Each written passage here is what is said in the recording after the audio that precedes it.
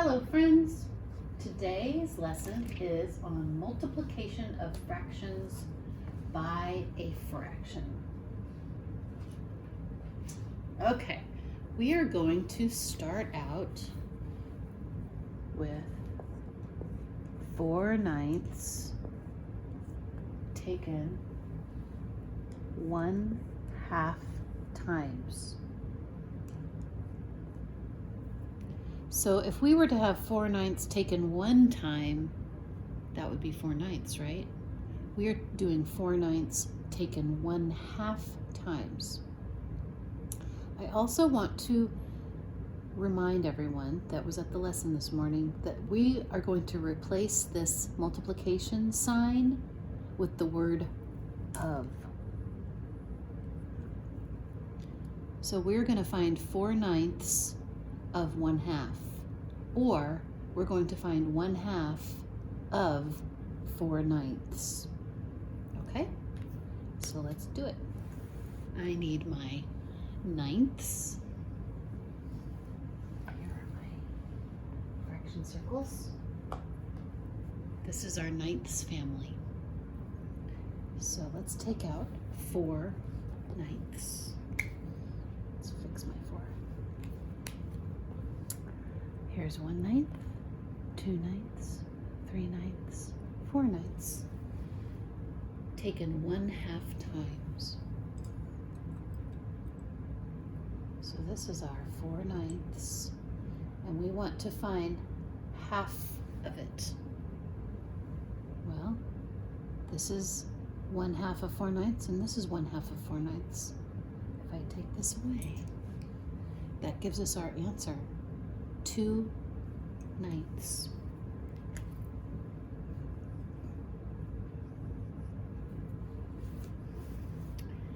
That's what we find when we use our fraction circles. If we do it the algorithmic way, we're going to multiply our numerators and our denominators. We just multiply straight across the top and the bottom numbers. 4 times 1 is 4. 9 times 2 is 18. 4/18 have a common factor of 2. If we use that common factor and divide both the top and the bottom, we will get our reduced fraction. So we're going to divide by 2. We're going to divide 4 by 2, which is 2. We're going to divide 18 by 2, which is 9. 2/9 was our answer with our fraction circles, and 2/9 is our answer when we do it the algorithmic way. Okay? If you don't understand it, keep watching. I was very encouraged by our Zoom lesson this morning. I really thought this would be too hard for most kiddos, but you guys were amazing. You understood it. Okay, let's do another one. I'll put my ninths away.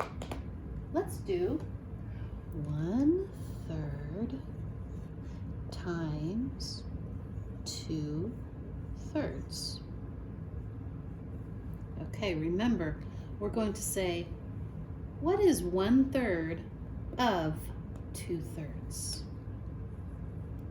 What is 1/3 of 2/3? All right, well, let's get our 1/3 out. Here's 1/3. Now I want to find what 2/3 of this 1/3 is. So I'm going to need to replace this 1/3 with an equivalent fraction. What do I know about my 1/3? Well, thankfully we have done a lot of equivalency work in our classroom, haven't we? So I'm going to see, let's see, where is 1/3 equivalent to any of my fourths? No. How about my fifths? It looks like it might be, but oh, it's not equivalent to anything in the fifths family. How about my sixths? Let's see, can you see that? Yeah. Oh, it is equivalent with 2 sixths.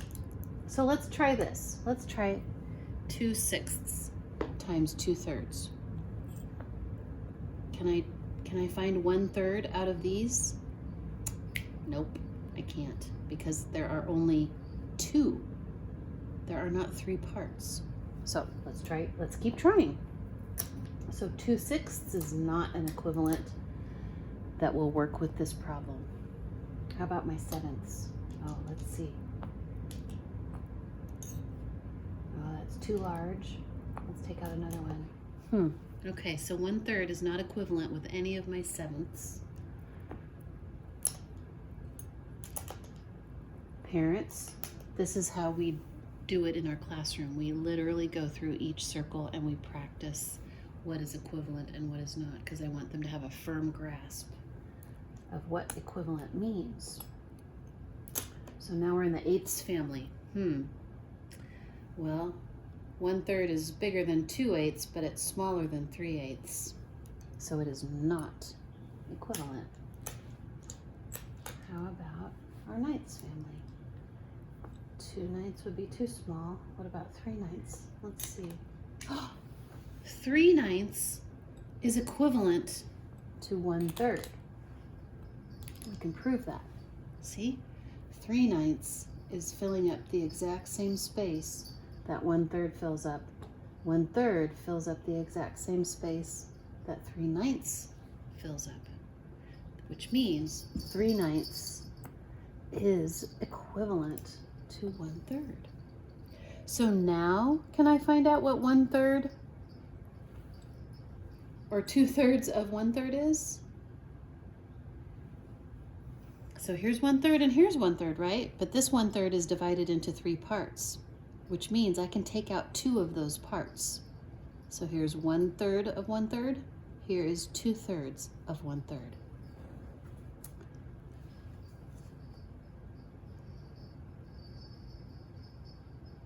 So we can say, what is 1/3 of 2/3? Or what is 2/3 of 1/3? So here's 1/3 and here's 2/3 of it. The answer is 2/9. And I'm going to just rewrite this so that it shows what we actually did.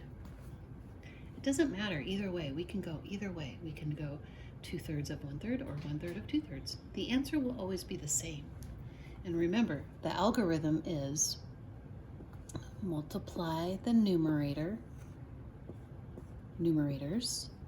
and then multiply the denominators. What's 1 times 2? Oh, that's 2. What's 3 times 3? That's 9. Okay, let's do another one. Here's my 1/3 back, and here's my 3/9. All right, let's do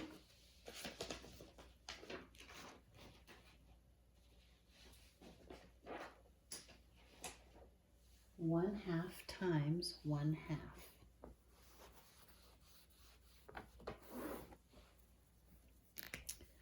One half times 1/2. Okay, so we're going to rewrite this and say, what is 1/2 of 1/2? This word of is super important. And I want you to think about having a piece of pizza. Okay, so here is our 1/2 circle family. Let's say my husband and I ordered a big pepperoni pizza for dinner. And he ate 1/2 of it. And he said, "Here, Kelly, you can have the other half." But I said, "You know what? I'm really full. I think I'm only going to eat 1/2 of my 1/2. But I can't cut this in half. I'd need a saw. So what is equivalent to 1/2 that I can cut into 2 parts?"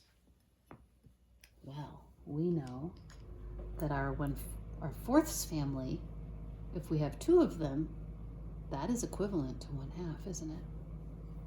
I can prove it. See? So now, if I'm asking what is 1/2 of 1/2, well, here's my 1/2. I've replaced it because I couldn't cut this into 2. But I can now cut this into 2, and I can take away 1/2. I can say, oh, this half of a pizza is too big for me. I'm going to cut it in half. So this is half of a half. Let's say I give the other half of the half to the chickens.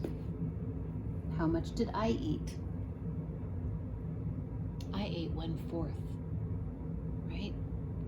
Now let's do it with the algorithm. The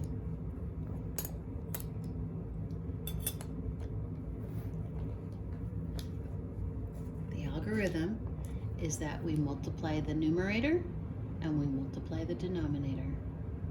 What is 1 times 1? 1 times 1, well, that makes 1. What is 2 times 2? 2 times 2, well, that makes 4.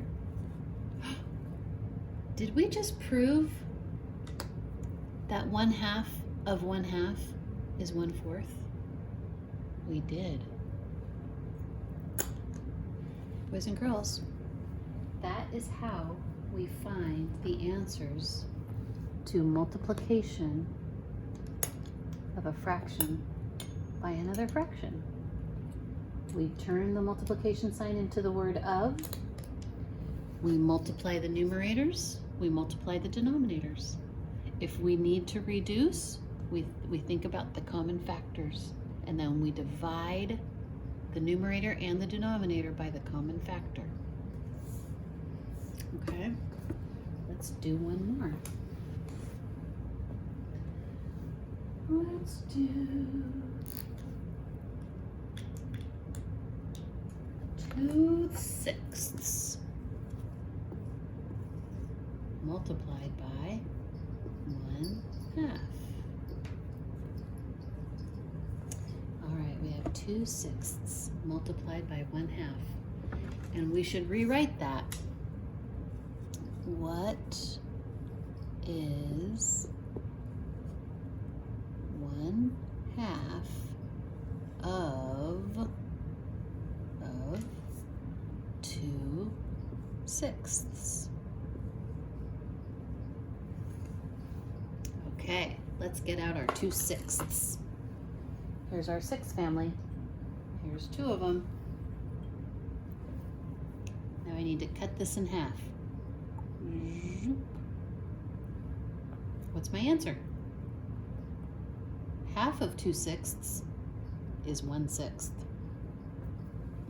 Okay. Now we just proved that with our fraction circles. Let's do it the algorithmic way. Okay, we're going to multiply 2 times 1 and 6 times 2.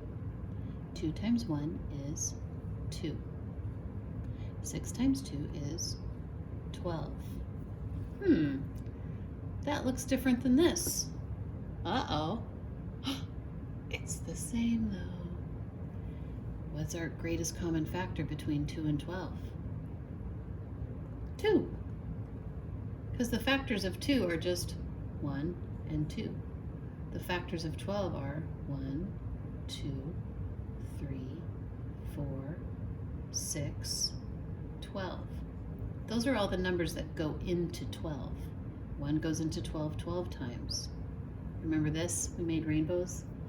2 goes into 12 6 times. 3 goes into 12 4 times. Well, with a small number like 2, there's only 2 factors, 1 and 2, 1 in itself.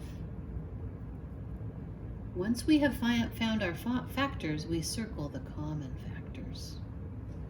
This is our greatest common factor, okay? Our greatest common factor is 2 for 2 and 12, which means that's what I divide by. 2 divided by 2 equals 1. That means 2 goes into 2 one time. 12 divided by 2 equals 6. That means 2 goes into 12 6 times. Remember our fact families? 6 times 2 is 12. 2 times 6 is 12. 12 divided by 2 is 6.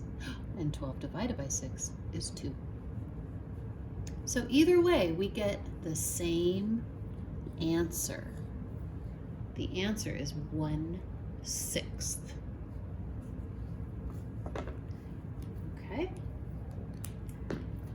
Go to your Google folder and get out the multiplication of fractions by fractions sheet and just try it.